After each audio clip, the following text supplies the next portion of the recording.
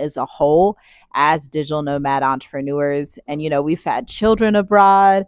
We have seen farmland. We have built cabins in the mountains. We have really done and had the grace to do a lot of things. And I look back right now at where we were in Ohio, and even looking back adjacently at our people who are still in Ohio or in America or in UK.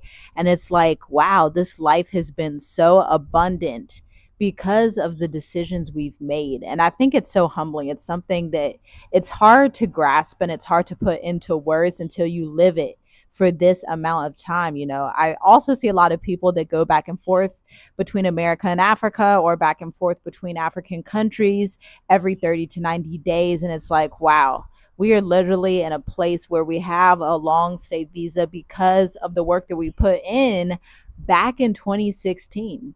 And so I'm just like honored and humbled by all of that. But what do you think, like, with everything that's happening right now in the world? We just saw a headline about how the US is warning the entire world. This was a new notification that I just received today, that protests are going to erupt worldwide, not just in America, with the election that's coming up.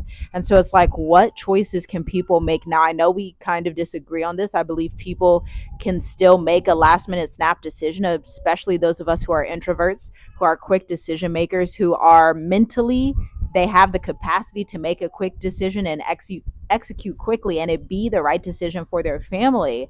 But I mean, I know you may disagree with that. You kind of been thinking like, man, it's kind of too late if you haven't done it already. Yeah, it's crazy to think about because I really feel like it might be too late. The US, they always say things and put it like this. I don't even say the US. I want to say the enemy, the adversary. He always has to tell you what's going to happen before it happens. And recently, these past 4 years, everything just been speeding up. Everything's been coming quicker than usual. So with them saying that, especially this close to the U.S. election, it's telling me that, hey, it might not be an election. Is it going to be war, or is it going to be an election? That's how I'm feeling. So I really believe it might be too late. Just how in Israel and Ukraine, they shut flights down because of missiles in the sky. So those are the thoughts that come to my head when it comes to, is it too late? Can you come out the last minute? I believe it might not be too late, but I would say that you have to get it going before this month ends. Before November ends, I would say yes. You might want to get going because pretty soon everything's going to be locked down. It's bringing me back to 2019. It's bringing me back to when before COVID was happening. It's chatters that's saying this, it's chatter that's saying that, but literally it might be too late, and they already told you blueprint in 2019, and that's how I'm seeing it right now. So if you haven't really booked your tickets, if you haven't really got things going already, if you haven't put things in place, because being here in Africa for 4 years going on 5 years, you really have to have things in place before you even leave the states or leave the UK. And that's what I noticed just being here for 4 years. I'm glad that we actually had things in place before we left, because some people literally come here on off savings. Some people literally come here and don't have a steady income. So when I say it's too late, I think that's the main thing I think about. If somebody asks me, "Hey, is it too late?" I don't think it's too late if you have a steady income coming in. If you have a steady income coming in, you can literally travel and be a digital nomad wherever you want to be. That's so good, because you're basically saying, what I'm hearing is you're saying that you have to have the grace for it. I think that's with anything in life. That's with marriage, business, parenthood. You have to be elected and called to have the grace for what you want to do. If you don't have the grace for it, then it'll fail. And so it's one of those things, you have to be able to know yourself, know your family, know your decisions that you make. Are you going to be able to make a quick right decision? Because the quick wrong decision can be wrong. And then on top of that, you need to think about your network. Like, I think back to the network we had in Ohio was a small network, not a large network. I think we could have done better networking back in Ohio. But once we left Ohio, we built such a vast network to where we know people who live in West Africa.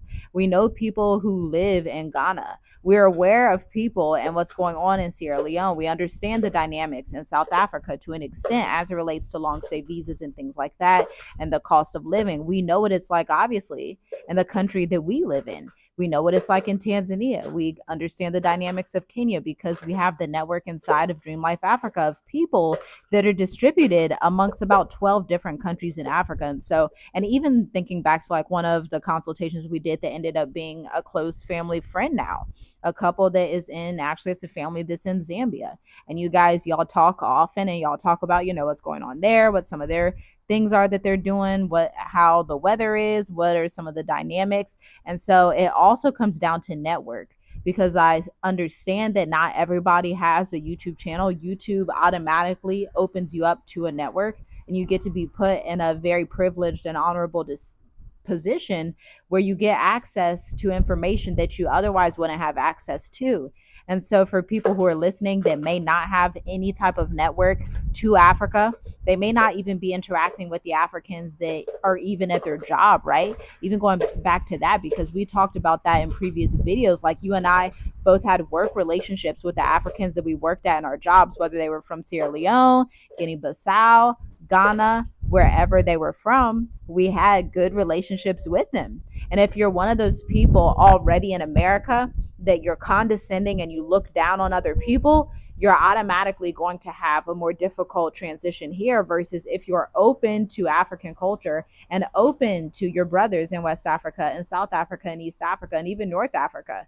They're going to open those doors for you. And so it's going to be a great decision to keep those relationships open. The relationships is very important.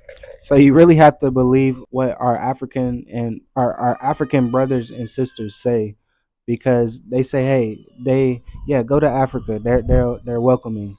So it's literally like, hey, are you gonna take what they say serious? Are you gonna take what the people that's been here on the ground, such as us, such a family as ours, serious? Because it's really getting down to that time where you can't just think about hopping countries anymore. You have to really think about